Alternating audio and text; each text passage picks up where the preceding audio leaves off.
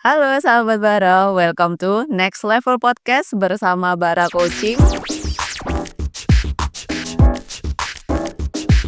Seperti biasa nih, saya Indah Purwanto, di sini ada Coach Han. Halo. Halo Kak Indah, apa kabar?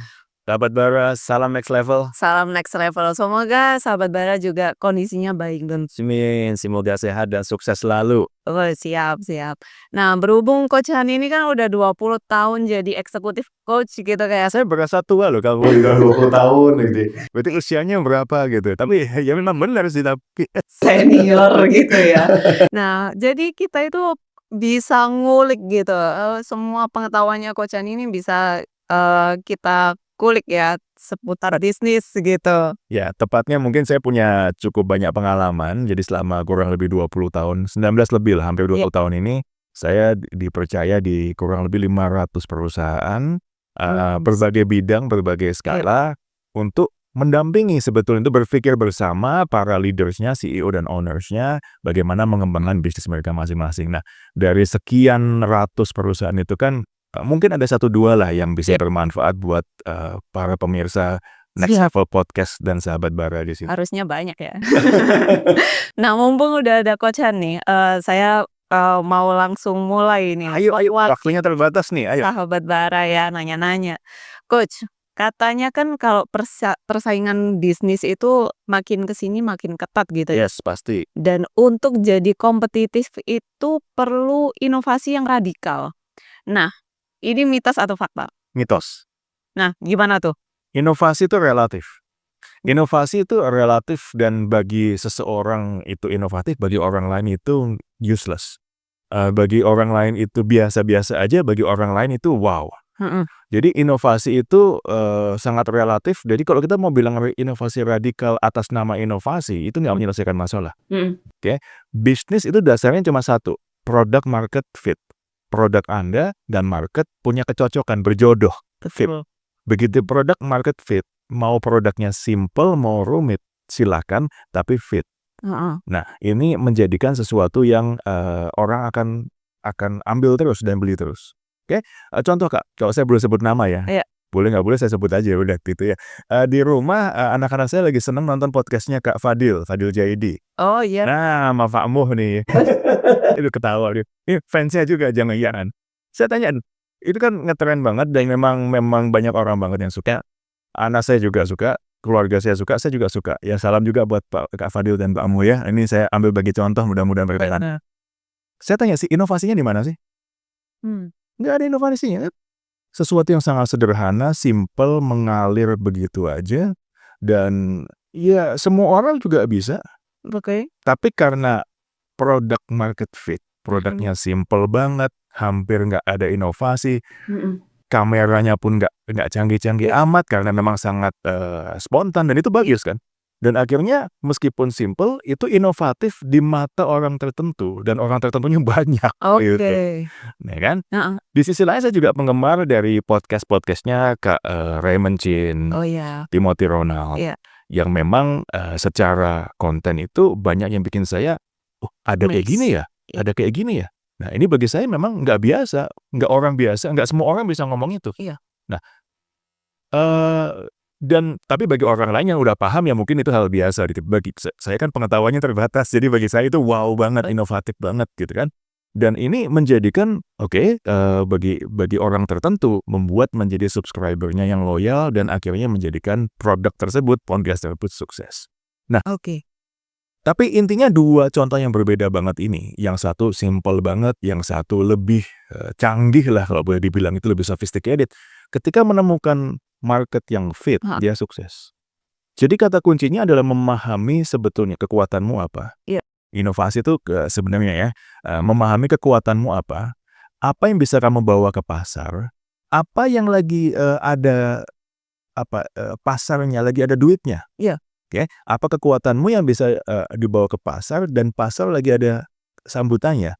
Ya ini juga kadang-kadang hoki-hokian juga, tapi yang ini kan kendali kita. Artinya kekuatan kita itu apa, itu kan kendali kita. Iya. Kita bisa bawa value apa ke pasar, itu kan kendali kita. Nah, pasar menyambut dan ada duitnya atau tidak, itu kan setengahnya masih hoki-hokian juga. Tapi yang ini bisa kita kendalikan.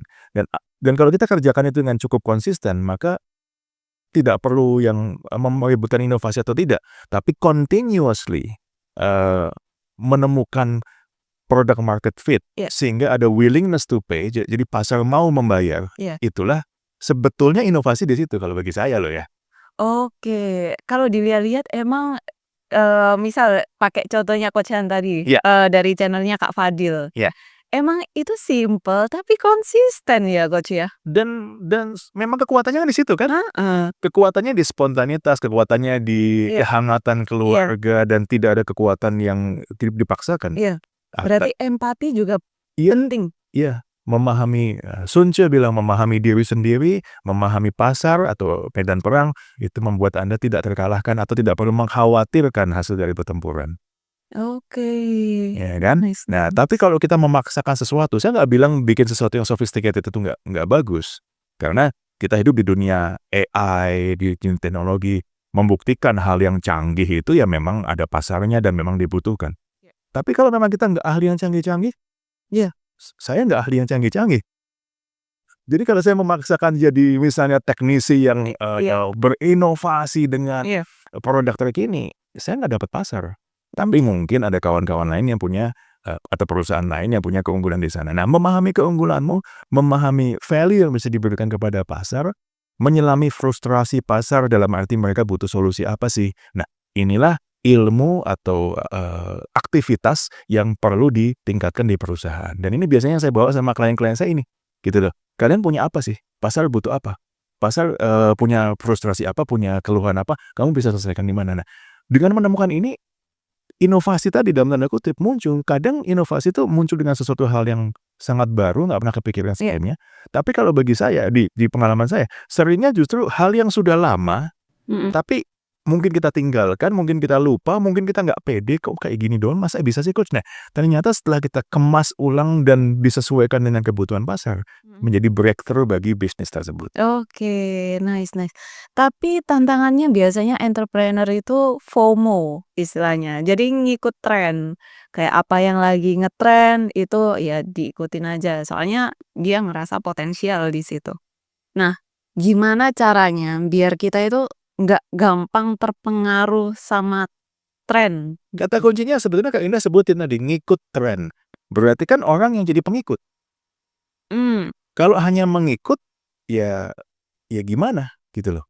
Kalau kita belum punya ide sama sekali, ngikutin orang, nyontek orang, boleh nggak boleh? Boleh ya. Kadang-kadang kalau mulai bisnis daripada kelamaan, ide apa, nggak punya, FOMO dulu deh, ikutin yang lagi ngetren. Boleh, untuk mulai. Sama seperti contoh lain, kalau kita mau belajar sepak bola, asal nekat tendang bola dulu boleh nggak? Oh ya. Ya boleh aja. Kalau nggak mulai-mulai. Iya. Asal ikut-ikutan gayanya sebelah, boleh nggak? Oke. Boleh. Kalau mau jadi penyanyi, Iya. mulailah dengan belajar lagu yang lagi ngetren. Lagu yang lagi hits, boleh. Oh tapi ternyata mungkin lagu itu lagu dangdut, kekuatan kita lagu jazz. Tapi oke, belajar boleh nggak dangdut? Boleh. Kalau untuk memulai, silakan FOMO, silakan ngikut.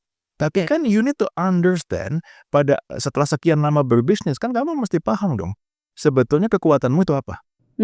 Nah, saya sering ngomel sama klien saya nih, kalau kalian udah 5-10 tahun bisnis, masih nggak ngerti kekuatanmu apa, ya gimana?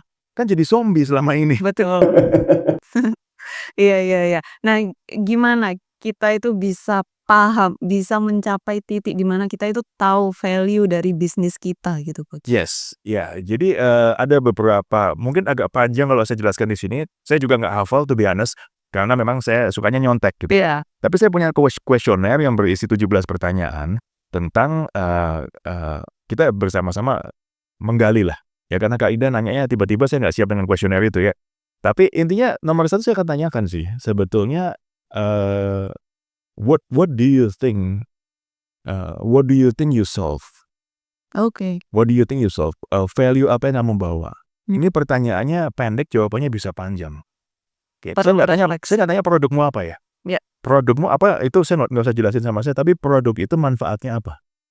Nah, manfaat itu kan ada fitur, advantage, benefitnya. Biasa mereka mulai dengan fiturnya. Oh, manfaat kami fiturnya misalnya lebih gede kapasitasnya, misalnya liternya lebih besar, dan seterusnya ya. Atau ini bilingual, atau fitur-fitur itu. Boleh. Lalu, advantage-nya apa? Saya tanya. Lalu benefitnya apa? Nah, kalau fitur semua orang bisa jawab. Oke. Advantage sebagian orang bisa jawab, berarti kan keunggulannya lemah. Karena nggak bisa jawab advantage. Iya. Yang masih lulus bisa jawab masih agak mending. Oke. Benefit 7 dari 10 orang nggak bisa jawab. Jadi mereka cuma bisa tahu fitur dari produk atau jasanya. Lalu sedikit, cukup banyak sih, sekitar 50% lah, yang ngerti bagaimana mengejawantahkan, menerjemahkan fitur itu menjadi advantage. Tapi hanya di bawah 30% yang mampu bilang, fitur ini coach, keuntungannya dibandingkan pesaing ini, manfaatnya bagi pelanggan saya ini. Nah, kalau kalian belum, saya ngomong sama mereka, kalau kalian belum bisa pede ngomong, ini fiturnya, ini advantage atau keuntungannya, dan ini manfaatnya. Kalau kalian belum bisa ini, berarti belum punya inovasi. Oke, simple tapi dalam ya ini. Sesederhana itu. Kan saya udah bilang, saya orang kuno. Saya orang kuno, simple, ya mau yang simple-simple aja. Tapi begitu kalian udah tahu benefitnya itu apa, pesaing kalian bisa contoh fiturnya, bisa contek, bisa abisin contek deh. Tapi advantage-nya kan dia nggak paham. Dia sama seperti kamu yang tadinya copas, copy paste orang lain. Sekarang pesaing kalian copy paste kalian, ya jangan khawatir. Dia cuma bisa copy sampai fiturnya aja, maksimal advantage-nya aja. Benefit-nya kan kami tahu. Nah, paham ya? Nah, salah satu cara untuk mempertahankan agar benefit itu awet, ya mesti ngerti pelanggan kalian. Ya, jadi setelah kita tahu FAB ini, berikutnya saya tanya, seberapa sering kalian silaturahmi sama pelanggan? Oke. Silaturahmi itu belum tentu tatap muka sih, tapi paling nggak misalnya apalah, telepon, survei, bikin gathering, seberapa sering? Kan kami meyakini bahwa silaturahmi itu pembuka pintu rezeki. Iya, betul. Ya kan? Jadi dengan bersilaturahim atau bersilaturahmi dengan pelanggan, minimal ya menunjukkan rasa terima kasih bahwa mereka sudah percaya sama kita. Tapi biasanya manfaatnya lebih dari itu. Dari kalau saya nih misalnya saya ajak klien saya ngopi, makan, ngobrol, saya tanya kesulitannya apa. Saya jadi kepikir, oh rupanya ini perlu diselesaikan. Oh masalah ini ada. Muncul benih-benih inovasi dari situ kan. Begitu pula, saya nggak kepikiran ini. Ternyata pelanggan itu lagi khawatir masalah ini loh. Saya ngomong sama tim saya. Kalau untuk riset dan develop kan, kalau orang khawatir kayak gini, nyelesainnya gimana coba? Karena seringkali saya tahu masalahnya, nggak tahu jawabannya juga kan. Saya bawa ke tim dan saya minta mereka untuk riset. Ini ada kekhawatiran, ada frustrasi, ada persoalan kayak gini. Produk kita cocok nggak? Kalau nggak cocok, gimana cocokinya? Kalau nggak ada, bagaimana create something yang bisa menjawab kekhawatiran tersebut? Nah, benih-benih inovasi itu tanpa disadari muncul di situ. Jadi silaturahmi itu pembuka pintu rezeki, pembuka pintu inovasi. Siap. Emang bener sih kalau diingat-ingat ya. Benar. Ada lagi nggak coach? Nah, yang ketiga adalah ya masalah konsistensi. Ini klasik banget. Consistency is more important than brilliance. Ya, saya dari kecil diceritain tentang kura-kura berlomba lari lawan kelinci. Ya, belakangan di YouTube saya ngelihat atau di Instagram ya, saya ngelihat contohnya tuh. Mungkin sahabat Bara juga pernah nonton reels-nya itu ya. Ada di Upin Ipin. Ikan kura-kura sama. Nah, itu kan pelajaran yang sangat subtle dari orang tua kita bahwa yang konsisten meskipun dia lambat tetap akan sampai duluan daripada yang sebetulnya lebih berbakat, lebih powerful, lebih cepat dan seterusnya tapi nggak konsisten. Nah, konsistensi dalam bisnis itu paling sulit. Kenapa? Karena begini, entrepreneur pada dasarnya itu orang yang extrovert, nggak semuanya ya, tapi normalnya adalah extrovert, dinamis, DAIC-nya biasanya high D, high I. Itulah kenapa mereka natural sebagai alamiah sebagai entrepreneur. Sedangkan konsistensi itu kerjaannya orang introvert. Betul sekali. Konsistensi itu kerjaannya orang high C, high S. Begitu kan, yang natural ke sana. Berarti entrepreneur yang ekstrovert tadi, yang dinamis, yang berapi-api, yang sukanya ide ini, ide itu harus memaksa diri untuk menjadi membosankan. Untuk nyaman dengan pekerjaan yang itu-itu saja, tapi duitnya banyak. To be honest, bagi saya ini kadang-kadang masalah psikologi, bukan masalah teknis. Nah, Iya. banyak klien bilang, coach, kalau ini kayaknya gatel, tunggu dulu. Tunggu dulu, tapi inovasinya itu, bukan berarti Anda mesti menciptakan hal baru lagi. Saya ambil contoh lagi, mungkin kalau saya boleh kalau nggak pakai merek, satu merek saya sebut deh, saya sebut aja teh botol saucer deh. Oke. Teh botol saucer itu kan produknya kan hanya es teh manis Mhm. dan tidak inovatif. Selama sekian puluh tahun ya es teh manis dalam kemasan, itu saja. Iya. Inovasinya ada di mana? Di proses produksi, Iya. di supply chain, di manajemen HR, di marketing, Iya. di, penataan gudang. Kan inovasinya titiknya banyak. Iya. Kan begitu. Nah, jadi meskipun produkmu tuh seolah-olah nggak berubah dan cara jualannya seolah-olah ya gitu-gitu aja, Iya. sebetulnya peluang untuk inovasi di balik layar itu banyak banget. Nggak perlu jadi orang yang heboh setiap saat. Kalau dibutuhkan heboh ya monggo heboh, Iya. tapi consistency is more important than brilliance. Dan seringkali orang berjuang jadi brilliant, bukan nggak boleh. Oke. Tapi kalau lupa jadi konsisten, maka brilliance atau kebrilianan, kecerdasan itu Mhm. tidak akan membawa kita jauh, sama seperti kelinci tadi yang Mhm. sebetulnya lebih brilian daripada kura-kura, tapi tetap aja tidak bisa mencapai dengan lebih awal. Nah, Oke. jadi titik-titik itu perlu dibenahi kalau mau cuan, ya, kalau Siap. mau memiliki profitability yang sustainable, Mhm. gitu kan. Nah itu, tapi itu pendapat saya ya Kak Indah ya. Iya. Kalau sahabat Bara punya pendapat lain atau punya pengalaman lain silahkan di-share. Iya. Saya kan nggak maha benar. Ini kan saya sharing pengalaman saya aja. Iya. Tiga titik itu yang saya biasa tekankan kepada klien-klien saya supaya mereka bisa nambah profit dan mensustainkan, melanggengkan profitnya. Oke, berarti kalau bisa saya tarik kesimpulan nih, berarti di dunia bisnis itu persaingan itu sebenarnya nggak perlu ditakuti ya, Coach, ya? Bagi saya yes. Nggak perlu, soalnya kalaupun, ditiru gitu sama kompetitor, paling nirunya cuma sampai ke feature itu tadi. Ya. Buat nge-breakdown sampai ke advantage dan benefit itu susah, hanya kita sendiri yang Benar. tahu diferensiasinya. Oke, nah gimana nih kalau sahabat Bara, masih takut nggak nih, sama persaingan bisnis sama kompetitor gitu? Nah, kalau misalnya ada pendapat lain atau mungkin request topik bisa tulis di kolom komentar ya, Coach, ya. Oke, dan jangan lupa like dan subscribe channel kita karena bakal banyak topik obrolan. Ya kita makin semangat lagi bikin podcastnya dong ya. Betul. Dan, tentunya, bisa jadi, narasumbernya nanti Coach Han, bisa profesional lain juga. Mungkin, di-share aja kalian, maunya gimana gitu, masukan buat kita. Sip. Oke, sekian, saya Indah Purwanto. Dan saya Han Budiono. Salam next level.